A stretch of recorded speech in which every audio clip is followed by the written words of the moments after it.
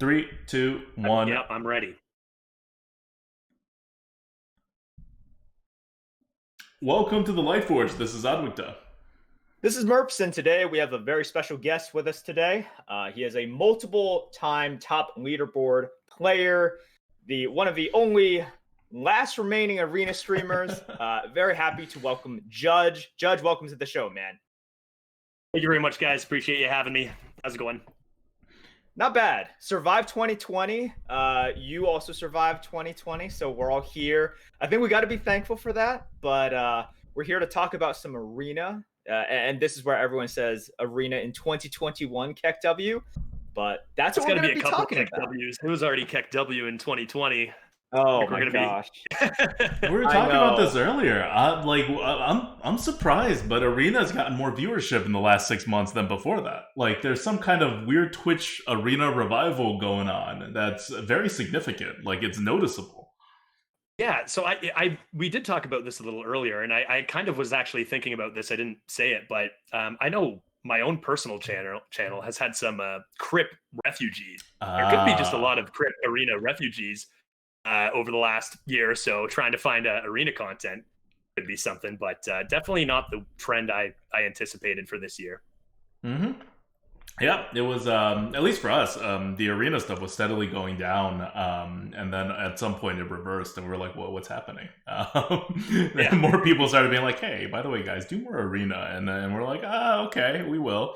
Now it's easier because Battlegrounds has made APM more of a thing with the spells, and so I'm doing all arena now. I'm not even splitting my time. But yeah, so...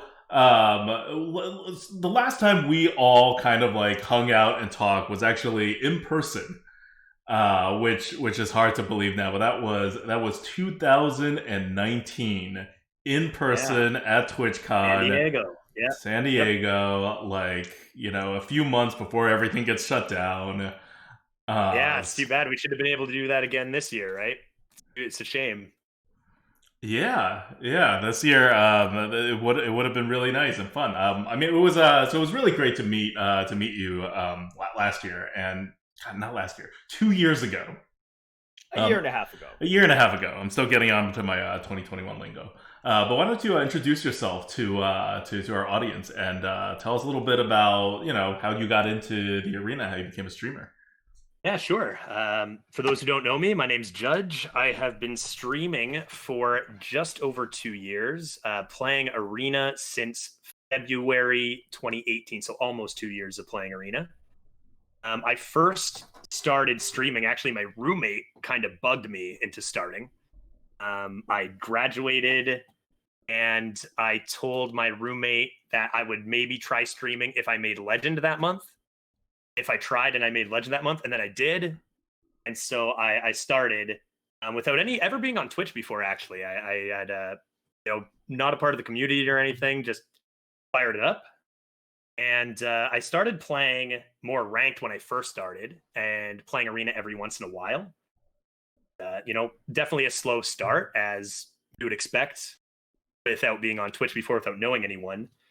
And what really brought me into the arena specifically was when I happened to be streaming Arena one day, a raid from Boozer, who came in with a good crowd and introduced himself and said, awesome to see, smaller streamers stream in Arena, right? Like, it's great to see people playing the game mode. And I was like, yeah, I enjoy Arena. Like, I enjoy lots of different modes, but I'm having fun with Arena. So that was awesome. I played a few more arenas the next few days because I got some more viewers who came in from the Boozer raid, and they liked Arena, so I was like, sure, no problem.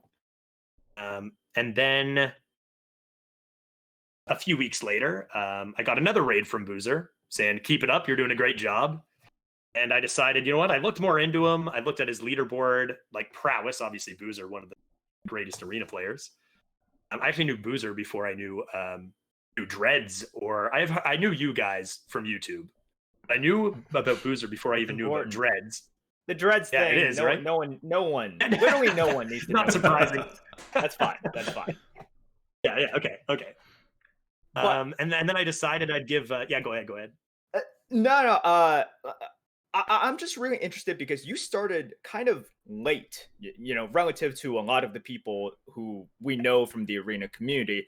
And I'm just wondering what drew you to arena in the first place? Because in 2018, I think a lot of people were already kind of down on arena and seeing like, well, all right, I don't know what's going to happen to it, but you jumped in. Like, entering in 2018 is very different than entering arena in like 2015, which is what ADWCTA and I did. So I'm very curious about your perspective on why you jumped in at that time and what you liked about it in 2018. So, liked the idea of trying to make the leaderboard. I thought that might be a fun challenge. I'd never played more than probably 10 arena runs in any particular month. And I got lucky / it was just a good meta for me in February, was the first attempt I ever had. I managed to get an 8.03 average, number 4 NA on that month. And that really got a lot of attention from viewers who had never heard of me, right? Because I'd never tried it before. And I was like, hey, I like this feeling. This is nice. This is fun. The game, it was a lot of fun. I had never played more arena than at that time. That was when, what did I play? It was Warlock was one of the top classes, and it was when Omega Agents was like just the most busted, right? The most busted, which it still would be even now, so good. And back then, when less power creep cards existed, it was just like good game if you're at an even game. And I crushed with a lot of Warlocks in that meta and got pretty lucky finding that card more than most. So I was able to get a pretty high finish, and that kind of got me addicted to it, I guess. And that's where I kind of started. That's where kind of my stream stemmed from, right? So it was something I enjoyed doing. I actually ended up missing my only leaderboard I've missed since in March, the following month. So my beginner's luck gone by 1 win, which was unfortunate, but I've made it every single time since then.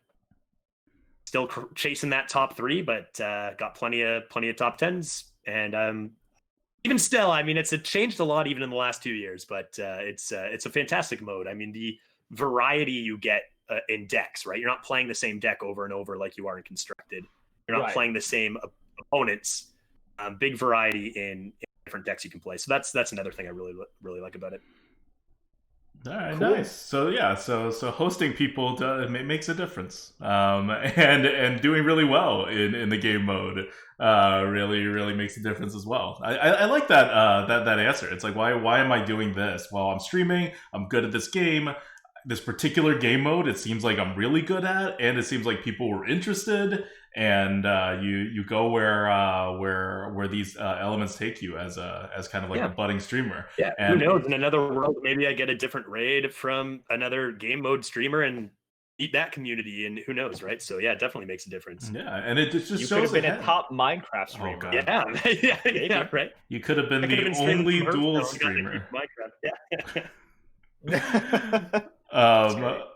So yeah, I mean, and it shows this is 2018, right? Like, Arena is kind of on the downhill swing, because before then, or actually, Arena wasn't like downhill; it was just kind of like frustrating. It hasn't like fully started the downhill part of it yet, right? Like 2015, 2014, was 14 or 15 when the game was launched? 15 was launched. Yeah, so 15 was when it was launched. 16 is when they first started doing stuff that was at all like, has anything to do with the arena. 16 they tried more stuff. I think Micro Adjust really started hitting on 16, if I'm remembering correctly. And 17 was when buckets became a thing, and that lasted 2 years. And then we just exited buckets. So you were in it basically when buckets became a thing. Yeah, I'm trying to remember if when I started, buckets existed already, February 2018. I feel like I played just for a little bit, and then they introduced buckets like immediately. I think it would have been like 2 months before buckets were officially introduced. Yeah, I think that sounds about right. So, I mean, Arena was not the most played game mode or anything, but I think at that time it was still there was reason for optimism in the Arena with regard to what Blizzard's doing, right? It was like a legit second game mode. There was no battlegrounds yet. There was no duels yet. There was no announcement. Yeah, that was the only other mode. That was it. It was that and Brawl. So it was interesting times, and now that you have gone down this path and you have been streaming so much and you have achieved so much success in the arena, I'm reading Merps' notes right here because I didn't have the numbers before. 3 times top 10, twice top 5 on the arena leaderboards. So I'm trying NA. to. I think it might be more than 3 top 10s now. I just had a number 8 on the last one, so I think I've gotten a 4. I've gotten 2 4s, a 5, and 2 8s. I think it's 5. Like, well, 3 top 10s, 2 top 5s. Yeah. So it's a total of 10. Like a total of 5 top 10 or above. Right. Gotcha. Which is really impressive. And after getting here, how does it feel to look back? Like, do you think this was a good path on? What do you think has been happening to the arena? We talked about there being kind of an arena revival, and before that, Blizzard's kind of taking their hands off of arena, for better or for worse. And who knows what's happening to the future? It's always tough to predict what's going on with what Blizzard is planning in regards to arena and every other mode, I suppose. But it's interesting. Of course, I would love to see, events happening on Twitch run by Blizzard for arena. That'd be super. I think a lot of people, especially watching this or watching on Twitch, would definitely agree.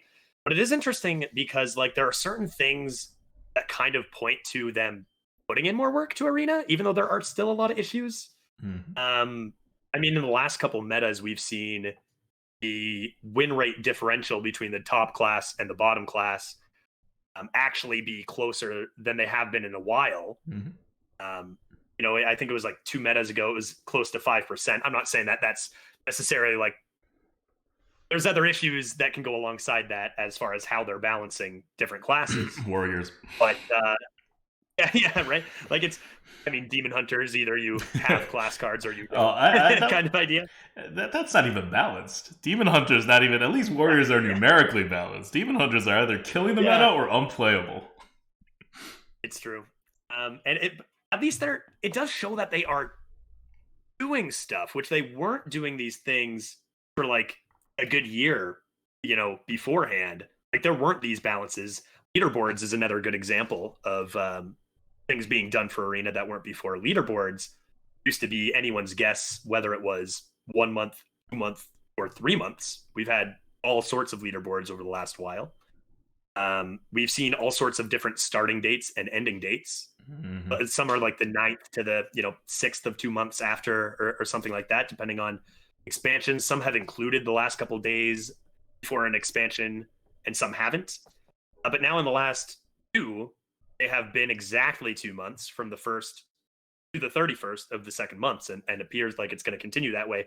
So it's there were some signs of it just being abandoned, and there's still definitely work that could be done, but there have been these things that have been okay, well, they are doing this now.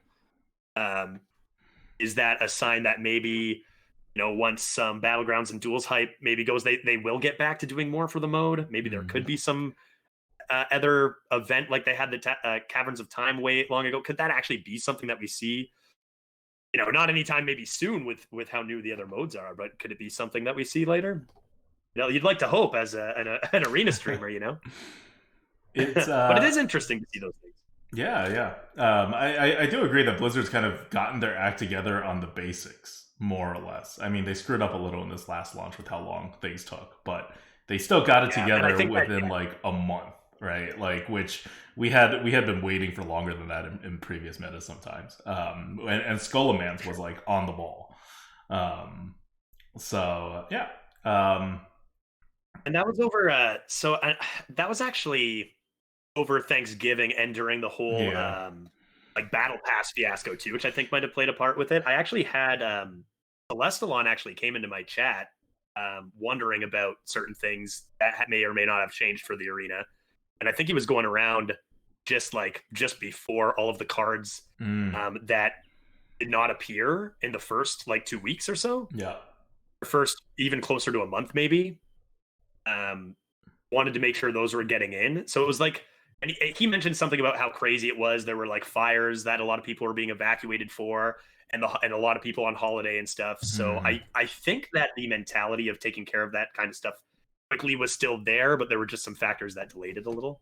Yeah, that makes sense because that time was. I Yeah, mean, it had to have been like there's no arena person at Blizzard. It's a yeah, small group of devs who work on the arena as one of their like mini side projects of the many side projects they have. Which means that when there are like stuff that's happening, like a battle pass situation, Blizzard's their attentions are going to be elsewhere. There's not like one person whose job it is to just keep running with the arena and make sure things get done. And when the battle pass stuff happened, I think everything kind of paused. It's not just arena, right? Constructed was yeah, terrible exactly. and nothing happened for a long time. Yeah, that's true. Battlegrounds, That's true. We actually like, talked about that. Yeah, yeah. Just demon hunters in every single mode destroying everybody, and nothing was, that was mhm. just life for a while. Yeah. So this latest hiccup was definitely not arena specific. Hmm. All right. So, At least we hope not. We hope not. yeah. So, Judge, you've been playing for quite a while now, and right now, you are doing an arena event, correct? That's right. Yep. All right. Is, Tell us about the event. Sure. So it's run by a lot of people might know he's a pretty active member of the community. CY Kai is the moderator of the HS Arena subreddit, and he put together an event. It's called the Dark Arena Fair. He's actually done a few events like this before. The last one was a little smaller, Arenas Academy. There was another one before that. I think he is kind of trying to do one each expansion now. Um, and as far as I know, he runs them all himself. There is a prize pool that is from like community donation. And right now, the event is 12 runs over all three servers and consists of a lot of arena streamers. I think there's like 22 participants and at least a handful of them, streamers that some people definitely know a decent amount of the names for. Um, you know, smaller to mid-size. I don't know how many partnered streamers, maybe a couple, but even guys like, I don't know if you guys have heard of. There's a Daygats is currently the current leader, who was in the last one as well, who I just beat out in the previous event, and he's crushing it. Yeah, like 22 people participating. A lot of fun to just have an event as an arena streamer to compete in. Doesn't happen all too often. So it's really cool.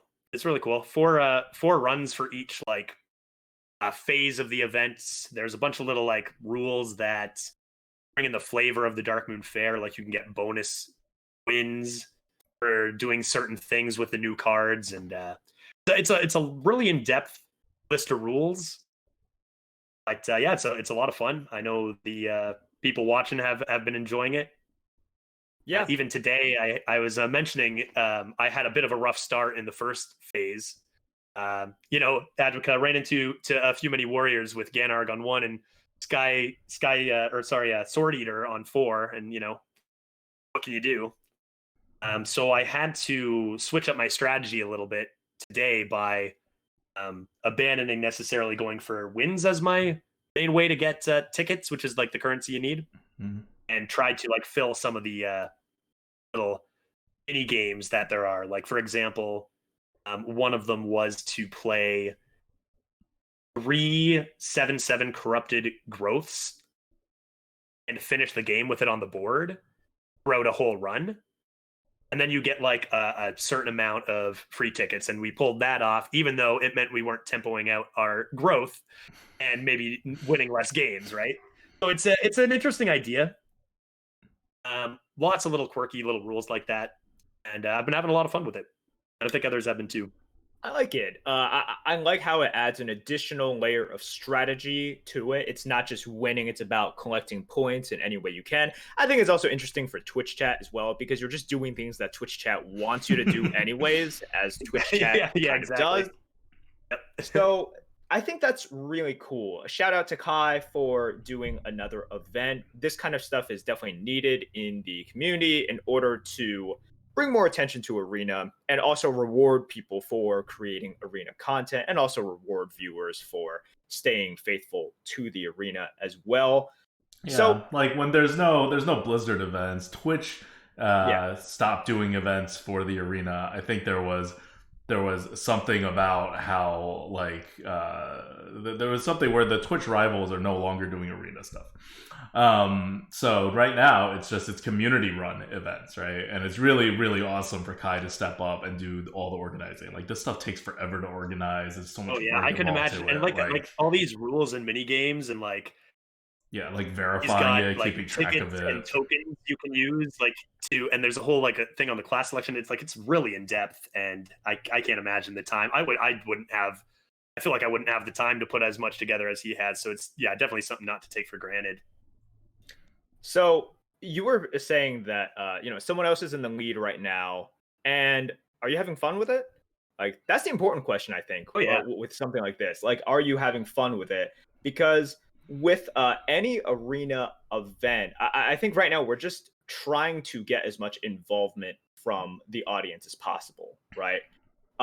And for this event specifically, is there some sort of like strategy that you've implemented? You don't have to like tell us any secret strats. I know it's ongoing right now, but any sort of strategy you've implemented to help you out during this competition?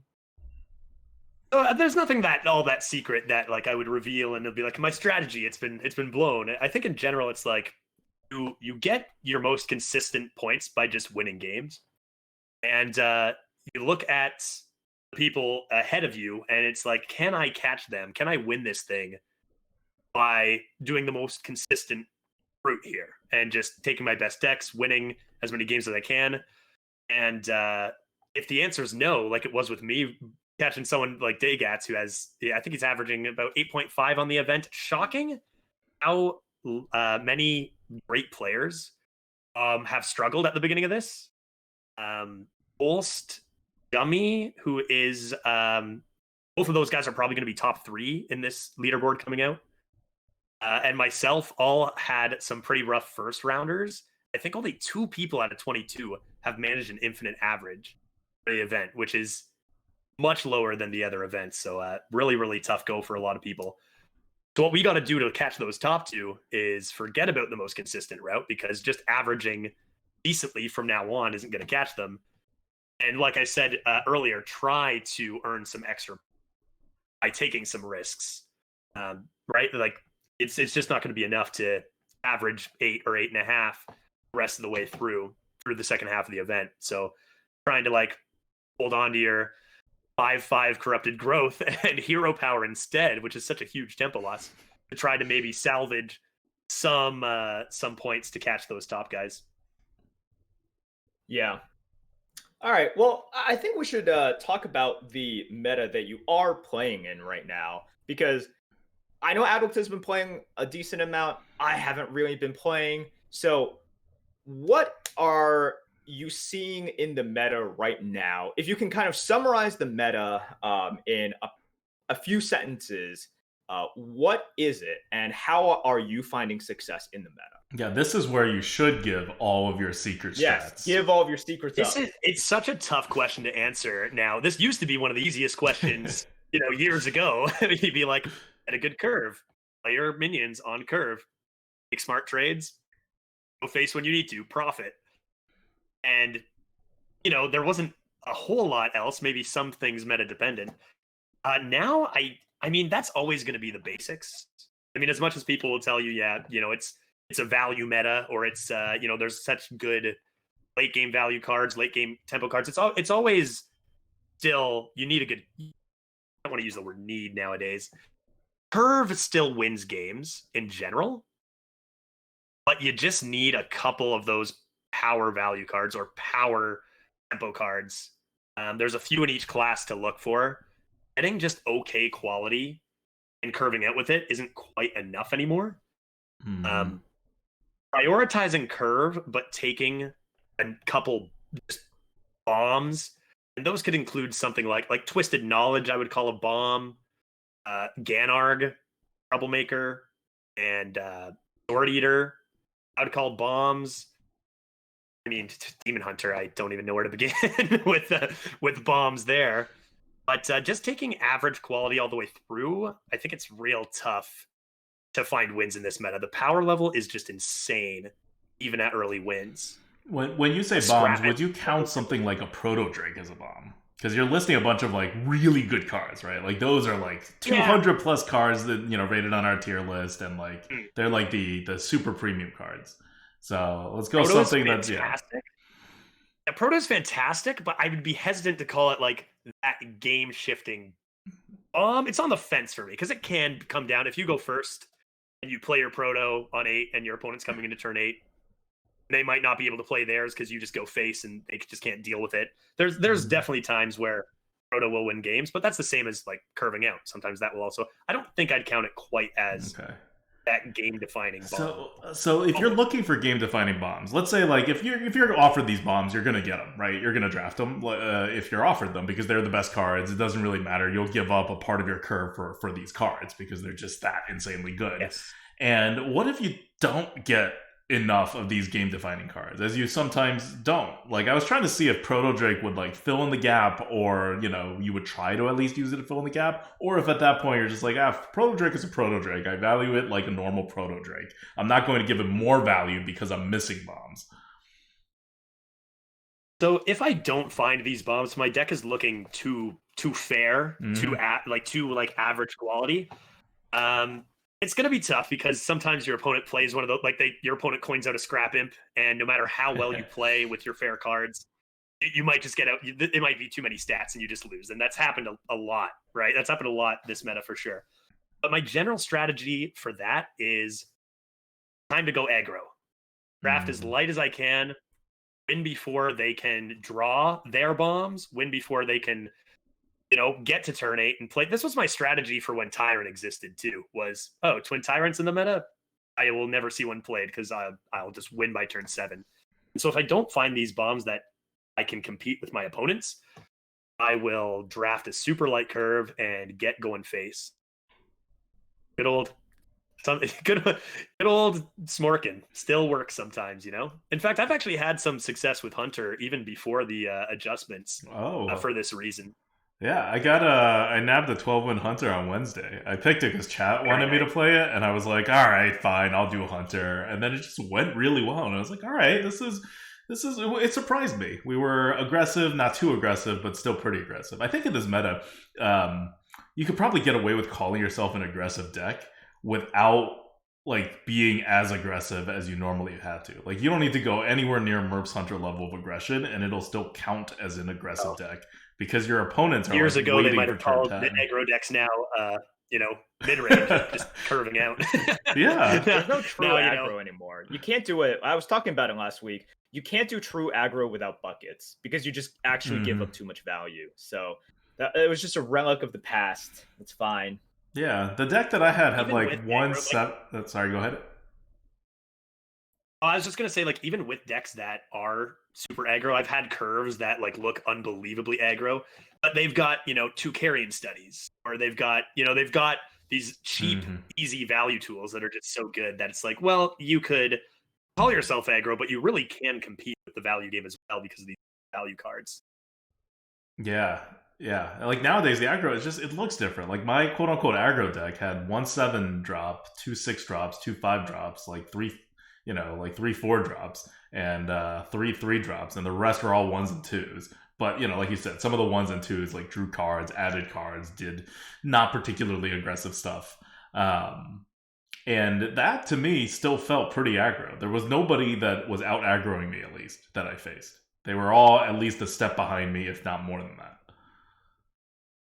I think another reason that like you don't really see a ton of particular aggro decks is because it used to be that you could take like good stats or you could take value.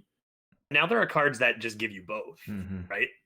Like it used to cost you a 3-mana 2/2 to discover a card, and now you can do it with a 3-mana 3/4. So it's like you don't actually have to sacrifice the early game stats to get a to get a value, to get a card, and to play into the late game. You don't really have to prioritize stats early when you can just have it all, right? Yeah. Nowadays, you give up the equivalent of like 1 stat or half a stat to be able to add some kind of card advantage stuff into your deck. Yeah, or some sort of simple condition. Yeah. Right, I'm thinking of Shaman 3/4, cast a spell, you coin out a 3, you play your 3/4 on 3 and get an Eye of the Storm, or something. Yeah. Yeah, and those are cards you can't pass up. So those are going to be in your deck, and then you're just not as aggressive as you kind of want it to be. They're forcing you to have these kind of like late game value. Or if you don't quite get the tempo you wanted early, or if you don't beat your opponent in tempo, you still have that value piece at no cost, really, right? Mm-hmm.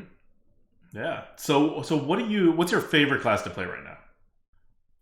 Ooh. In this meta, just like for fun, not necessarily like what's the best class, right? It probably coincides here because I think Shaman is probably my favorite class to play in general among all metas, like regardless of whether it's good or bad. I've in fact, in my first leaderboard that we talked about in February 2018, I believe Shaman was 8th out of 9th and was my highest win rate class. And was I didn't play quite as much as Warlock, but it was my highest win rate class. I've always liked to play Shaman. I think it's probably Shaman. I've got a lot of favorites, to be honest. Hunter's up there. Definitely not Priest. Oh. Okay. Hunter, Shaman, a little bit of Druid when it's good. I don't understand what you don't like about Priest. It's so... I actually... it's so interesting in like a perverse way. It's just so polarized. Perverse is a really good word to bring up. Like I love it. Don't get me wrong. I hate it, but I also love it simultaneously. I think that's how you're supposed to feel about Priest. Yeah, I feel like that was part of the whole design of the class. Yeah. This is exactly. This is by design. This is how you're supposed to feel. So on Shaman, sell me on Shaman as a fun to play class. Sell me on that, because Shaman's been always towards the bottom for me. Now, I don't think it's ever been my least favorite class, but it's always been definitely in the bottom third. So in the old days, like the fun cards were like, for me, because there wasn't the value that exists now. But even just like getting Fire Ellies, I thought was fun back then. It's a different story now, where there's cards like. What is it called? Marspawn, right? 3/4. Marspawn, yeah. Marspawn's a fun one for me. Primordial Studies, I enjoy in both Mage and Shaman. Just the playing around Overload, I think is something that is actually way more difficult than people think. I think it's something that results in the class consistently having a lower win rate most metas, and so when you do see it in a high spot, it's extremely good. I really do think that like planning out my turns around Overload and making decisions that most people are like, why would you do that? Coming into even in the mid, not even just in the early game, is something I've always enjoyed too. To say, no, we're not going to play our 2-drop here. We're going to do this. And on turn 5, we can make sure that we have this much mana to do this, or lots of turn planning involved in Shaman that I think even among like leaderboard players is sometimes a struggle. Yeah, that's fair. I don't think much about Overload outside of the immediate do I have a play the next turn? I'm definitely not thinking like 2 steps ahead outside of like the curve, right? Like I'll worry about the curve enough to think 2 steps ahead, but otherwise I'm just thinking 1 step ahead when it comes to Overload. Yeah, I do draft a ton of Overload cards too. I think they're extremely powerful. Most of them are extremely powerful. If you know exactly when to play them, and it's even like down to stuff like not killing a 3/2 with a Stormforged Axe in the right circumstance to maximize mana usage. But I've always enjoyed Shaman for that reason. And I mean, to bring up Trick Totem as well, I don't think I've turned down a single Trick Totem. That's a different, that maybe gets a little bit away from the competitive conversation. But that card, that's my card. It's treated me well. Like honestly, from a pure like value, I want to win. I'm going for the leaderboard position. Where would you rank Trick Totem? Because we had a hell of a time ranking this card from the beginning to now. It's moved around on this tier list a lot. Like that is a tough question, and I don't want to offend any of my viewers. I think the card is good, but how often? I think it comes down to this: how many times will what are have we crunched the numbers on this percentage wise? Good versus neutral versus bad outcomes. I think good outcomes was something like in the 60s. Yeah, that's right. Per percentage. That's what I have in my head. I have no idea where I got it from, but that's what I have in my head. I think it was I want to say 64, but I'm not 100% sure. This is just based on memory near when the card came out. And that can probably be plus or minus however many percentage points, probably let's say between 60 and 70 or yeah. Again, and it'll change every meta. You're right. I think the question is your win rate above that number? Is your personal win rate above 62%? If it is, you don't want a card taking that 62% chance, because that's going to, in general, be lower than what you want. Is your win rate maybe 50%? Are you a universal average player? Then maybe you do want the Trick Totem, because it will give you good results more than that percentage of time. And likewise, I think you can evaluate your deck. Maybe you're on pick 20 going into the last third, and your deck is terrible. And you're like, this deck is going to struggle to even win. I have no win conditions. You get offered a Trick Totem, and you're like, well, that could actually increase my odds. I need something. Maybe I risk it for the Trick Totem. But it's not something as a infinite player, as a top leaderboard player or anything, with an average draft, you probably don't technically want it in your deck. So in an average draft, do you want it, or would you rather have a Raptor / River Croc? So first pick. I would pick the Trick. Okay. Is it the right competitive pick? Oof. I don't know. Question mark? Question mark. Okay. I mean, those vanilla 2/3s and 3/2s are definitely still fine. They're curve fillers. You want to play stuff on 2. You do need to have curve 2s. You do. So first pick, you probably should take the 3/2 or 2/3 in theory. I will never do it though. Okay. even on my leaderboard climbs. Give me that Trick Totem. I know when to play Trick Totem. I know when I can play. That's good, because we started off when it was first announced, we rated it above a Yeti, above Raptors and Crocs by I don't know, 10 points, 20 points, not too much, but definitely above it. And then we played with it some more, and we're like, and then it was lower at some point, and now it's settled in to be right below Raptor Croc. I think it's right below Raptor, same as Croc. Yeah, that fits right in. You probably, but it's it's not it's that much worse. Yeah, exactly. And so it's I think I'm going to take it. Yeah. Okay, good to get some reinforcement on where that, because that's a rough card to to try to value. Okay. So in Shaman right now, how do you we're about to play? Me and Merps are doing the Arena Coupe after this, and we're about to play a Shaman run. And obviously Shaman's top of the meta right now, along with Warrior. But outside of just getting lucky and getting good cards and drafting good cards, how would you best play Shaman? How would you best draft Shaman right now for this meta? So it's an interesting question, because for most classes I'll have a definite one, a single answer for that. Shaman, I tend to either have my draft push one of 2 directions. And it really depends on the first half of my draft, because I have either pretty big control value Shamans. I have just straight tempo. Maybe I've got a single Bloodlust. Games are often over by 7-8 version of Shaman. And I think the more consistent one is actually probably the 10x8 Shaman, where you're starting early. You're getting your powerful overload cards out early and making sure you're filling in the curve next turn exactly. And you're being aggressive. And then there's the back when Walking Fountain, it was the double fountain, double eye Shaman that has AoE and can play a little slower. You can fit a few more hero powers in there. I think that can be really high roll, more of a control Shaman. Especially, Eye of the Storm is a big one, right? Eye of the Storm is a big one. I got wrecked by a couple of those today, a triple Eye of the Storm Shaman that I thought I had the game until those came down. So it depends kind of how heavy the first 10 picks makes my deck, which direction I want to head. Another critical card I think would also be Marspawn, which can fit into that control value Shaman, but not have to sacrifice any tempo. You can still get your curve threes. So I think regardless of which direction, how heavy or light I make my Shaman, it's always the 3-drops in Shaman that are like the big ones to look out for. You've got Marspawn, you've got Serpentine Portal, Storm Strike. Got a few new ones too. A new 3-mana 1/2 that could potentially summon 2 3/2s is actually like quite high win rate right now, and a good slot on 3.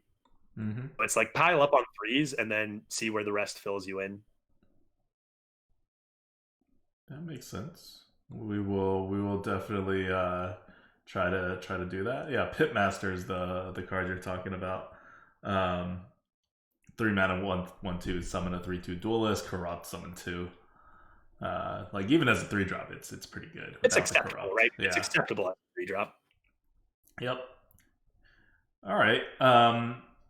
Any other classes outside of Shaman? You said that. So okay. So you enjoy playing Shaman. Shaman's obviously the kind of like best right now. So what's the second most enjoyable? Yeah, is one of like the lesser classes in this meta, like, you know, something that you just really like playing? I do love playing Hunter. I do always love playing Hunter. It's a little bit more high roll, low roll than I'd like right now, but even still, like I told you, my strategy when decks don't find those bombs that I want is to go to aggro, and what better class to do that than Hunter with a deal 2 damage hero power, right? So I've had a few 12s with Hunter that have the curve has maybe resembled Merps Hunter. Maybe like I said, Carrion Studies, Wand Makers into Carrion Studies. You can't really, I'm not as fearful of maybe running out of steam against opponents, even with that curve. But I've really liked playing Hunter. I think Ulpertinger is a big Yes. staple of Hunter right now. It's an incredible card. I draft as many as I can, and get a couple bombs, sure, a couple late game cards, whatever. But Aggro Hunter can definitely surprise some, like, Warlock, Coin, Scrap Imp, tap. I've seen it so many times, and being able to just punish these players who are getting in such a pattern of just taking this really, really value orientated line because they know they can and have time. 2-mana 3/3 and Scrap Imp is already fine. Just getting out to a really quick start and killing them quickly has worked pretty well. Yeah, you hear that yet? The hear aggro Hunter is making a comeback. But I'm focusing on the fact that the Hunter that I love is just not possible anymore. We can talk about Wolpetingers and everything, and we can talk about the curve that looks like the Hunters that I like. But for example, like Judge says, Carrion Studies is one of those cards in which it's like, oh, it's a small card. No, that's a cheap proto. You see it on the one column, but really you're dropping a turn 7 proto Drake. That's a little bit different than exactly. It's a proto Drake, or maybe it's like a teacher's pet, later on. And I would have teacher's pets in my decks as well. But it's one of those things where it's just not possible anymore based on what Blizzard has done with the game. Maybe in the future it'll be possible. I just don't see it, because we've seen that what Blizzard likes to do is print early. If they print early game cards, they want to make sure that those early game cards give additional value, not just give super amounts of tempo like cards in the past. They want to give players very cheap and mana efficient and easily triggered ways to respond to whatever they have on the board. Blizzard has a belief that if players get to do more things to interact with the board, that's better for the game. Now, whether or not we agree with that, that's the direction they're going. And, there's a lot of things going on now. But it also just means the Hunter that I like is gone. That's fine. That's cool. I had my fun with it. And I do believe that, there is still this rock, paper, scissors, right? You do have the aggro to combat kind of these greedier decks. It just looks a little bit different. You put a new code on it. It's a little bit slower. It's a little bit older. We're in 2021 now. Right? There are cards that you just don't turn down now, right? It's like even if you go, whether you go aggro, mid-range, control, whatever, there are certain cards that they all share, and so games can kind of like evolve from those cards regardless. And it's not like, like you say, the Merps Hunter would turn down an excellent, late game drop, an excellent, but like imagine a card like Troublemaker existed for Hunter there, and you're doing your Merps Hunter. You're not gonna turn down. That's a fireball to the face. Why would you power. turn down a fireball to the face? No, because at that time they would have a board. But no, the real reason I could turn down a Troublemaker... if you're not good, then that matters. That's true. The real reason I could turn down Troublemaker is because it would be paired up with, at the very least, like an Arcane Shot, right? Whereas right now it would be a Troublemaker and two really bad cards, and not even guaranteed to be small. Yeah. Sometimes the lack of buckets just picks what you're doing, right? Yeah. But it's still, like, you're not. Yeah, exactly. Like, it's still the game still, when it comes to Dark Moon, it still moved the game a lot more aggressively. Like, I think compared to Skullomance, like a Skullomance Academy meta, I don't know that you could make even a makeshift aggro hunter. I don't know, Judge. Were you able to make like any like aggressive hunters work? I've always made like, and you call them aggressive hunters, but it's like most of my career, I've had options to be aggressive alongside discovering cards, right, and adding more fuel to my. I've had these aggressive decks, sure, and I've won many games by some even by like turn 6, any by turn 7 and 8, a lot of them by turn 7 8. But I've also been able to win some games because I tried and failed at that, and then discovered a late game. Added 3 cards to my hand for almost nothing to keep the fuel going. So it's a little bit different than calling it. It's not really aggro, right? Like you can't really have that much value and call it aggro. It would be like calling like Whirl Kick Rogue in Constructed aggro. Like that deck can win by turn 3, turn 4. It can get a huge Van Cleef. It can play a ton of cards real quick with foxes, but it's not really. It can do anything, right? With all these value tools. Cool. All right. So, is that enough arena, I guess, current meta discussion for now, or is there anything else you want to hammer home to our listeners? Let's before I get there, let's talk about the one thing I asked Judge. We ask our guests always, our arena guests, to pick a card for Card Good Bad, and Judge picked a freaking excellent one. Judge's pick for Card Good Bad is Replicatron. I don't even know how to pronounce that. Replicatron. No, dude, just read the freaking name. Just read it. Replicatron. There you go. How hard was that? I don't know. That sounds as wrong as any of the other things I've been saying. All right. So this is a card, if you don't know what it is, because you may not. It's an epic neutral card that we have rated garbage levels since the very beginning. It's a 4-mana 3/3 mech. At the end of your turn, transform a neighbor into a copy of this. So usually a 3/3, but if it gets buffed in your hand or buffed on the board, it'll transform it into the buffed version.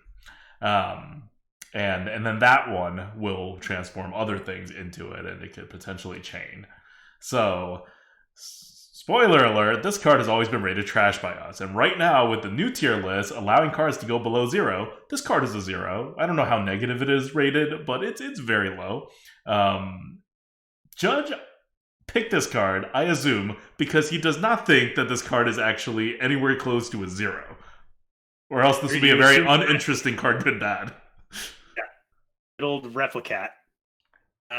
So we talked a little bit before we started here, and I did mention, this is a good one, Replicatron. I'm telling you, I do like it, but I didn't mention I've picked this card, I kid you not, over Twin Tyrant multiple times.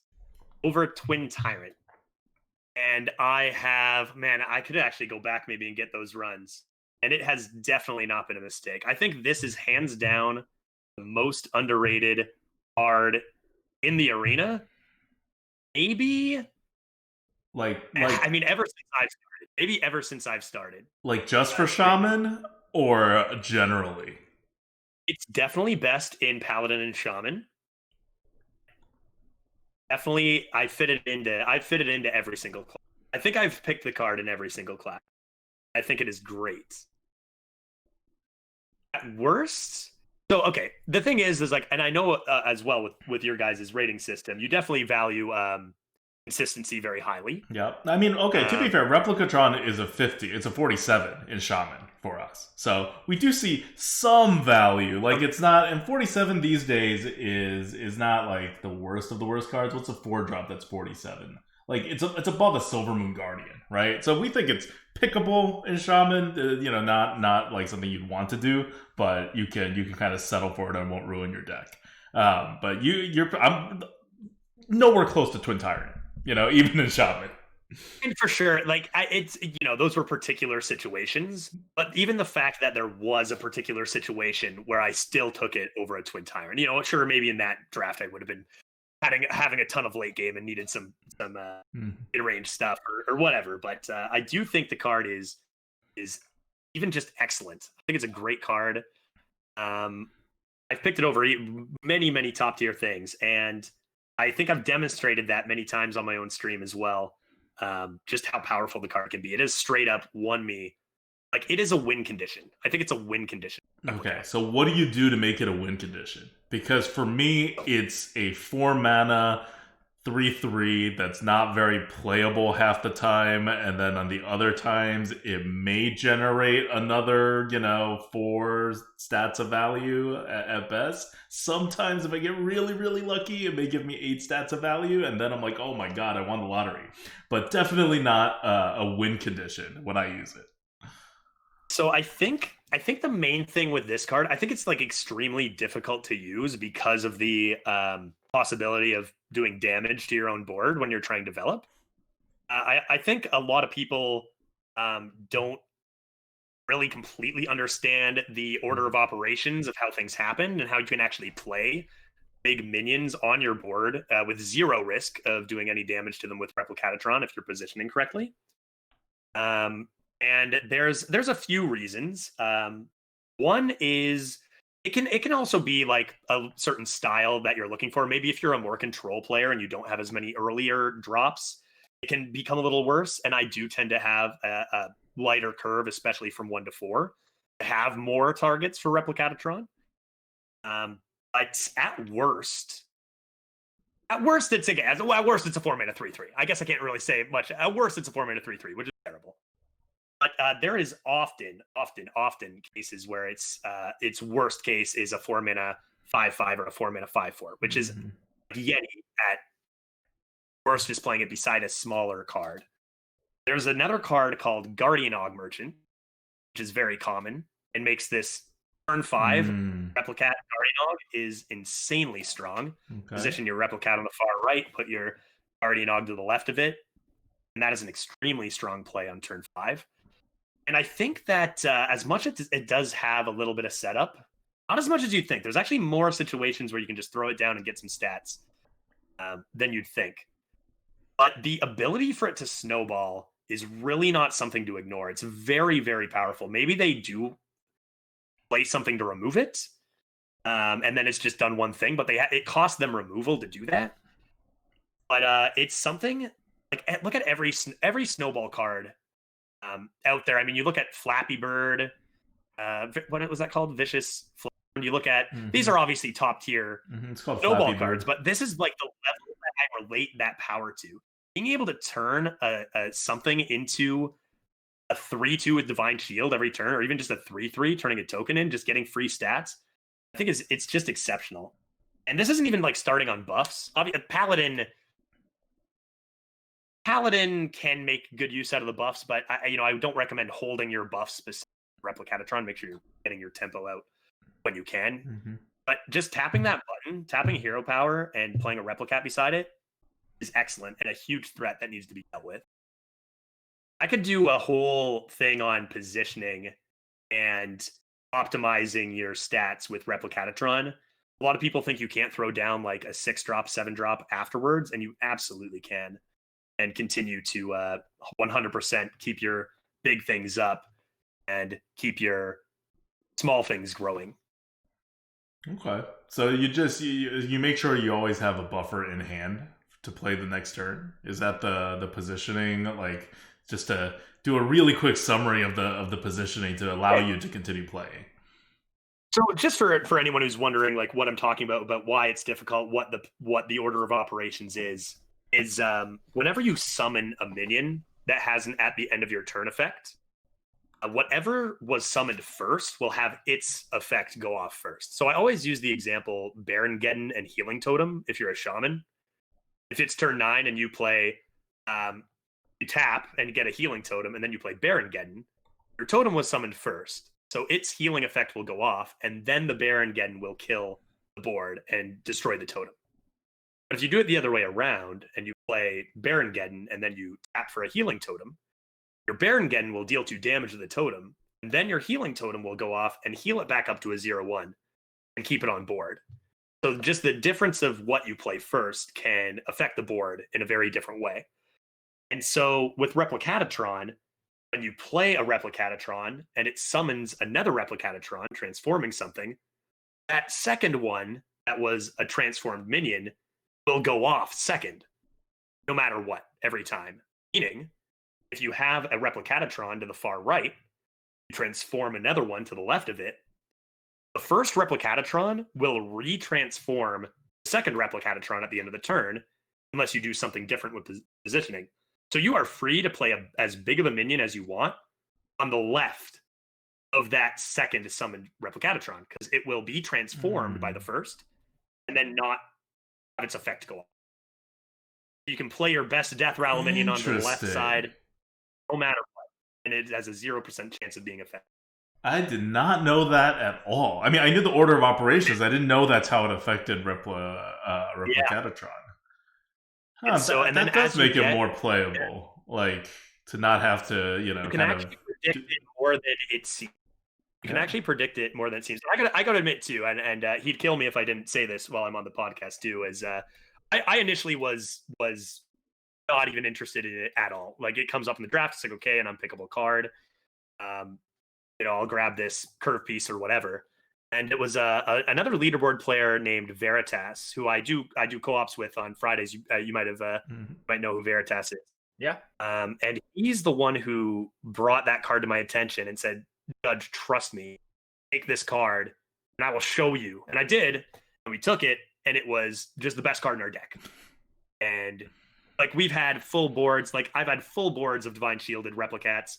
We've got cards like Vivid Spores and Shaman right now. Cards like just giving it any sort of, even the 4-mana 3/3 that gives things Death Rattle summon a 1/1 is good with it. And any sort of small buff is excellent with it. And even without it, it's just like guaranteed stats that will continue unless your opponent deals with it. It's been top tier. I'd put that as my number 1 most underrated card that I've ever experienced in the arena. Tough one to use. People might try it out and transform their own thing into something smaller and be like, "Judge, what are you talking about?" But used correctly, like used optimally, I think it's fantastic. Rogue and Poison has been disgusting. Depends on the deck. I've turned many down because it just didn't quite fit what I was trying to do. And that, that's where the consistency with the Lightforge rating comes in, right? You value cards that are way more consistent, higher, and that makes a lot of sense. But in the right deck, Catatron's my boy. Plus, he's got like the best voice lines. You don't play this card, you play him, and he goes, "Greetings, friend," and he goes, "Thank you for constructing me," and it's just beautiful. And he's my best friend now. Awesome. Okay, we'll be sure to try this out if we get offered it. It's actually it used it last meta, like before this expansion. It was pretty common, and now it's not so much. Yeah, I would laugh if you guys got it in the coop. We're doing Shaman, so it's the perfect scenario for this card. All right. Well, Card Good Bad, brought to you by our patrons, patreon.com/grinandgoat. Thank you guys so much for supporting us in 2021. All right. So any last words about this meta, Judge, before we move on to other Hearthstone-y things? Yeah, I mean, I guess the last bit of advice to people who enjoy playing Arena would be to do your absolute best to not get tilted by the inevitable times you'll get crushed by these power cards that exist. I've had it happen to me many times this week, going even one win, getting wrecked by seemingly 12 win decks at 1 and 2 and 2 and 2. And I think we've all experienced this in this meta with so many power cards. Just remember that it all evens out over the long term as you keep playing. You'll get it back the other way, and that's why these leaderboard players are able to consistently get where they are, is because sometimes the differential in one run is huge, but over the long term it evens out. So try not to get too tilted. It's that kind of meta. Well, that's very wise words to live by in this meta. Yeah, it's necessary words to live by in this meta. All right.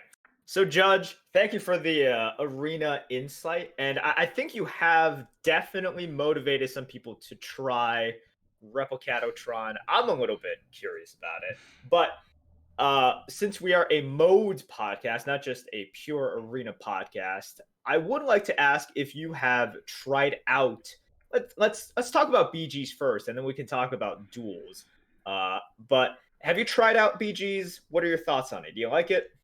I have tried BGs. I've ended like maybe 2 streams with a few BGs just for fun. I've played a decent amount off stream, and not enough to have a complete handle. No, I'm no Merps, but I've definitely enjoyed. You're not a top 25 Battlegrounds leaderboard player. well, I could give it a go. I don't know. We're busy with the arena, but definitely no Merps. But I've been having a lot of fun with the new treasure ideas. Having a lot of fun with a variety of classes, a variety of heroes, which is something. It's been a while since I've really played BGs, and it seems, just upon my initial playing, that there are more ways to win with maybe a few more heroes than the last time I played, which is definitely really nice. So yeah, I've been having a lot of fun with it. Yeah, there definitely is. I think that a lot of people, when they come into any of our channels, some are hardcore, like arena enthusiasts, hardcore BG enthusiasts. And the way I see it is these are the limited modes for Hearthstone, right? You have Constructed, which is way out there. And I see BGs and arenas as much similar to each other than Constructed is, just because of that format where in Constructed, you go in, as soon as you queue into someone, you know what's going to happen in this matchup. If you know the meta well enough, you just know, okay, I got a mulligan for this. These are the threats I got to look out for. In Arena and with BGs, going into a draft and going into a game, going into a BG lobby, you don't know what's going to happen. You don't know what cards you're going to get. You don't know what sort of decks or warbands and BGs your opponent is going to get. So I like that a lot. And I'm always curious whenever we have a guest nowadays to just ask them. It's like, okay, well, if you prefer one over the other, what makes this limited format your preferred, kind of choice? Yeah, for sure. So I think I'm one who, as much as I'm definitely known for, being an arena player, and I play arena all the time on stream, I've always liked all Hearthstone modes, and Battlegrounds isn't an exception. I mean, I mentioned I played ranked when I started streaming, and that's where a lot of my early days was played, and I do enjoy even playing ranked as well. As far as what makes me prefer arena to BGs, I would say that drafting a deck is among the most fun things I do on my stream. Like, I think the draft is just makes it for me. I enjoy BGs. I feel like I could have a great time streaming BGs just as much as I stream arena now. I think I would enjoy that. There are other games and that, I can't say that to be true. It's like, I just, not for me. I can do hours and hours of this. I could do hours and hours of BGs. I think that the drafting part of just like that every single deck, thousands of decks are all different, not a single one the same. Similar to how, you adapt and make your own build, each unique build every time in BGs. I think they're similar, man. I'm talking it out. They both have a lot of variabilities. They have a lot of adaptation. Yeah. Yeah, I feel like I could honestly have fun doing both.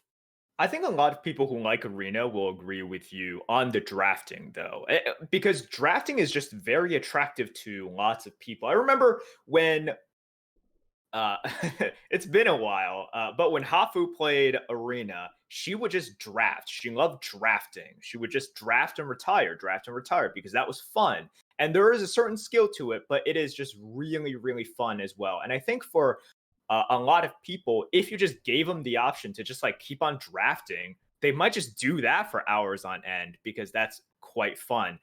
And yeah, you definitely don't get that with BGs, but you know, it's I like that perspective because I'm hoping that people will see more similarities between the two. And obviously, you like what you like, but I want to talk about duels a little bit more than BGs because duels is just sort of it's the black sheep right now. We definitely have some streamers focusing on it. Like shout out to Trump who played it a lot, but is now back in Arena. Shout out to PJ Team America who continues to do it to this day. Wait, but really? Yes, PJ hasn't given up yet? No, PJ still has not given it up just yet. Oh my god! In fact, he is playing this right now. Okay. At this moment. Yes. He is. I think the only player playing. He's the only Twitch streamer streaming duels right now. Yes, but Judge, I think a lot of people, when duels was announced and when it was revealed what it was, they're like, "Oh, it's kind of sort of like Arena." Give us your thoughts on the mode, your experience, and what you think of it. So, I enjoy playing duels to an extent. Like I enjoy playing duels, but after a couple runs, I reach a point where like I think I'm done playing duels. I don't really get to that point so much in BGs and Arena. It is very new, and there's probably still few tweaks here and there. It's I don't think it's supposed to be. I think one thing is I've always been a competitive player. I've always like been trying to make leaderboards in Arena over and over, and I feel like coming into the initial beta of duels and having some of the treasures be so lopsided, and I mean, what was it? Was it robes that first came out? Was it the half price that I never found it once, and I lost like every single game to it? And it's like, well, I'm kind of not really loving getting beaten by the same thing over and over. It's a lot like I like playing the dungeon runs. I liked playing them. Even like a few months ago, I did a dungeon run just in my own time for fun, like on my phone on a car ride or something. I was like, yeah, nice dungeon runs. Those are fun. And I think that's kind of my same attitude toward duels, where there's so much variability, insane stuff that can happen. But when you're playing against other people, and obviously there are guys who excel at it. And I mean, look, PJ's crushing it, right? PJ's crushing it. But I just feel like there's just so many games that are, oh, my opponent did this at this point, and there's nothing I could ever have done, and it's an easy free loss. Sometimes it's they draw their treasure and you don't. Sometimes I'm getting hit by 36 damage by a demon hunter on turn 4. I just feel like there's a few too many of those. Yeah. But I do enjoy it. And I think it's a mode to have the mindset of I'm gonna have some fun with this. Rather than I'm going to build the absolute best thing I can, and that'll be consistent enough. But again, I haven't played it a ton, and clearly there are guys who are winning consistently. Yeah. But the Demon Hunters especially have really been off-putting. So which meta did you play in? What was the most dominant thing when you played? The most dominant was pre-Warlock and Demon Hunter nerf. Oh, gotcha. So shamans, like when shamans were they were making just after Shaman, right after Shaman, I played a lot then too, but right after Shaman was nerfed was probably the most I. Gotcha. Yeah, we talked about this last week. We just posed a question of what we would do to make duels a little bit better, what we would do to make like to make ourselves play it a little bit more, and also to make it more attractive to the public. And I'm curious about that. What would you do to duels to make it, number one, more fun for you, and number two, more fun and more attractive to other people? Yeah, especially because you're like you come with a pretty positive attitude about duels, and Yeah, you're also yeah, have probably one of the most positive attitude about constructed that we ever get on our on our podcast. Yeah, for sure, So for you're sure. like you're kind of there, right? Like you like arena, you like yeah. I like. constructed. Duels is kind of a mishmash of the two. Everybody likes dungeon runs. So Yeah, what and I does it mean, obviously, need? every mode does have their issues. I mean, regardless of how good it is, it always will be the case. I don't know if it's about like making duels better for me, rather than just I think the very nature of duels is something I would enjoy just like a couple games of. It's similar to dungeon runs, right? I try to think of. I mean, there's a few things that they have been improving on, and they did nerf the warlock overpowered lifesteal rush, and that was getting repetitive and a bit annoying to play against. And I can't really say like, oh, they need to. I need to see some better balancing. I guess maybe I could say that, but there it is very new, and it seems like a Hmm. very difficult game mode to really nail the balancing on, especially early on, because there's so many just insane. I mean, the treasures, by the nature of having treasures, it's going to be difficult. But I think maybe just like seeing a little more variety of classes per meta. I feel like I'm playing a lot of the same deck over and over and over again. It is a smaller sample size than some people have been playing, so maybe that's not completely accurate. But I feel like seeing a little more variety as far as what classes are completely played would be great. If I saw it's in a perfect world, you get an even mix of all the classes. I think I could play that a lot. It's not really practical. It might not be possible, but Well, they can if always I could just see that, create the button for duels that they have for arena. yeah, And then push yeah, the micro adjust button. that's another interesting thing about duels versus arena is same structure, 12 wins, 3 losses, completely different doing in and you know leaderboard system potentially. Like one would be MMR system versus Mhm. wins, which I don't really understand why such similar things would be so so presented so differently. Like I'm sure they're Yeah. going to have the live leaderboard for duels, right? Right, guys. You're sure of it, huh? Okay. I'm sure Okay. there should be. Yeah. That's an interesting thing to be sure of from I Blizzard. mean, there's a straight up number, and then you just put them in order from highest to lowest, right? much like much like. Yeah. But Judge, I believe last week, I'm curious about your answer because it seems to be almost going in the opposite direction of my answer. My answer was actually to take out stuff. I think duels right now is a little bit too complicated. So you were saying how you wanted more builds and a little bit more variety, essentially a little bit more whistles and gadgets within duels. And I was thinking like, let's strip it down a little bit more. Let's make it not arena with like just an explosion of confetti. Let's make it arena with just some extra stuff, a little bit Yeah. more craziness. So I think we're not actually as far off. Like when I say like if it could be perfectly balanced, like if we could see an even split of classes, that could come by simplifying it a lot, right? I think that would make it easier to balance the classes, right? Gotcha. For sure, for sure. I'm not saying I don't want necessarily crazier stuff. Just a few little things is already pretty crazy when you compare it to the other modes anyway, as far as treasures go, right? Just having Yeah. unique cards is already cool. I think that makes a lot of sense. Making it a possibility to actually make the classes a little more even. You'll see a more variety because you'll be able to balance it better. Stripped down could make a lot of sense. I do think we're on similar. We're on the same page here because good variety comes from balance, right? And what I'm really trying to do by stripping it down a little bit is to get that good balance. And right, it's like I remember playing duels, and during the Shaman era, where their hero power created 2 totems when they were overloaded, it was really tiring to play against. And then when it was the Killmox meta, man, that was frustrating when you couldn't really do anything because they would just be building up that Killmox in their hand. The They'll meta play a was phone. literally to not play cards, right? The meta was literally you just can't play minions. You can't play Yeah. anything. Yeah. You can't play anything. And even then, it's like, all right, well, I got to clear their Killmox. Like, they can create, like, basically 2 more Killmoxes sometimes within the match.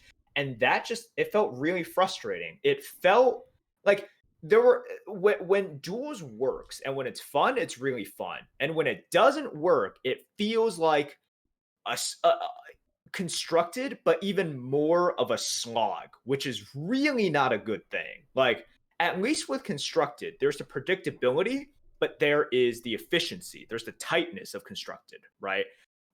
With duels, when it doesn't work, man, it's like you know the result, but getting there is just like monk a steer. Like, so I think that is the problem with duels. But like, I like it. You know, I think there is so much potential to it, and we gave a lot of props to Blizzard last week for being ambitious with it and succeeding in many ways with it. So I'm really hoping that you know, like, if they want this like hybrid constructed limited format to work, that they can tweak it a little bit to make it more attractive to people. Because I don't have all the numbers in front of me, but it really does seem like it's not. It doing can't be great. good. I think from Yeah. you know what I've heard and people I've talked to, it sounds like that's probably correct. Yeah, no, it's like you said. I mean, when you play just that same Killmox over and over again, and this is why it's like I can play it for a little bit, but maybe not a ton, is because do I really want to like start a new game after getting beaten by 3 Killmoxes and just do into another one, right? If I lost 3 different things, you know, and maybe I'd be more likely to queue in to another one and not just get wrecked by the same thing over and over, right? For sure. All right. So we've discussed the current states of Arena and also your experiences with BGs and duels. I'm going to ask you a question that we ask all of our guests, and it's basically, you're in charge of Blizzard for not exactly a day, but a short period of time. What do you want to see out of Blizzard, period? It doesn't have to be Arena exclusive, but you have control over Blizzard in some capacity. We can't be making unicorns and Bigfoots out there, but what would you like to see from them? Oh boy, I'm in charge of Blizzard. This company is going into the ground real quick. They recover from the battle pass. You can't do that much damage. If you had me on a few weeks ago, I could have easily been like, you know what? I think we could use a battle pass that's just better for the community. You know, put it easy out. I think the thing I probably want to see most, it's a tough one because like I'm not a super big expert on all the ins and outs of Blizzard and like what's possible, what's not. But it just seems like there could be a little more of a public presence would be fantastic. As time goes on, like being a presence online, regardless of what your company does or is big and isn't going away. It's only going to get more relevant. And I get that there are downsides to like saying a lot of things publicly. I mean, you're always going to get backlash on every single decision you make, regardless of whether it's a great one, a bad one, or whatever, right? That's always going to happen. But it would really be great the both like communication levels and not even just communication about certain things in the game, but like just more attention to, like, for example, in the constructed scene, like, a lot less people watching the championships this year than other years. We talked about that a little bit before about it moving to YouTube. And so many people don't even know that the championships even moved from Twitch to YouTube. And that's a problem. In a game that had such a big set of viewers, like a huge esports scene, for that to happen is pretty disastrous. And I mean, just like a little more advertising, a little more, even just like, I mean, I'm sure they have their Twitter posts and their blurbs on BattleNet and whatever, but it just seems like it's a little lacking. And I think that's a big part for me that I'd like to see a little more. I think that's a good answer. I remember a couple years back, Blizzard actually came out and said, we're going to be proactively increasing communications. They didn't exactly follow up with that. And we do see communications here and there. We see some updates, some articles. We obviously see more communication when when an expansion is about to come out for obvious reasons. I think one of the kind of frustrations with the communications, beyond the kind of frequency or lack thereof, is the fact that a lot of people feel as though Blizzard doesn't exactly listen. So even when they communicate, it's like a lot of people are saying, hey, can you address X? And they're like, hey, thank you for reaching out. We're going to focus on Y, and B is super important for us this year. And you mentioned X. Well, sure. Great. Yeah, I mean, it's like the cue card answer where it's like, these are the things that in this response, and we'll mention something they said in there too, kind of idea. Yeah, so that's always one of those things where I think it's not just about the communication, it's about how they are officially answering / not answering things. But I will say, some people within Blizzard are doing a decent job of providing kind of a voice and as a person to just reach out to and be like, well, I have this quick question about this or that. So people like you mentioned Celestalon, right? Exactly, yeah. And also I know Cora has been pretty active within the community as well. But I too would like to see a little bit more official updates, more official communications, and just potentially a little bit more transparency about some things, especially in the arena when it comes to right. Definitely. Yeah. Maybe we can go back to the days when arena got 1 to 2 lines per patch update. That'd be so nice when they do like micro adjust to like have a line that says we've adjusted. I've got my Control F going every patch notes, and I'm like, arena. Why would you do that to yourself? What was it the last time? What was it the last time? There was something. There was the arena appeared once, and it was something like, "Arena will not be touched" in brackets behind something or something. I was like, "Great, super, yeah, that's excellent news." It's actually it's interesting because they do a lot of adjustments in card offering rates, and it's often quite a surprise to everybody to when that happens and what's being affected. So like I go in, it may be during a leaderboard run, right? Maybe I'm on a really good streak of 20. I'm on my 21st run. Demon Hunter's destroying everyone. I pick my Demon Hunter, and all of a sudden it's trash because they've done these adjustments and nowhere to be found in the patch notes or anything, which is, I mean, sometimes not ideal when you're on that streak. No, it's Judge, you're not checking HS replay and trolling the arena HS and refreshing every 5 seconds, because that's a real skill. Yeah. No, I am. It just takes a little time. It's every 3 seconds now. And you have to read every single tweet and Reddit post that the devs make, because that's when the information gets confirmed. Like a few days later in a random tweet or Reddit post that they're like, oh yeah, we just should be live right now. Most of my information I found like devs responding to a tweet or something and being like, wait a minute, hold on, that's important. That's important for me. These are things that are normally in the patch notes and were in the patch notes until 2020. Not anymore. But look, Judge, you're obviously still enjoying Arena. In 2021, that is a rarity. And I'm hoping that you keep on enjoying it. I'm hoping that Blizzard gives us all something to, continue to enjoy and to chew. I'm hoping 2021 gives us more toys and Blizzard doesn't do wacky, weird things with Arena. But beyond everything that we've talked about today, is there anything that you wanted to further address with the audience? Just any shout outs you want to give? I will say thanks again. We talked about Kai running this event going on for the arena.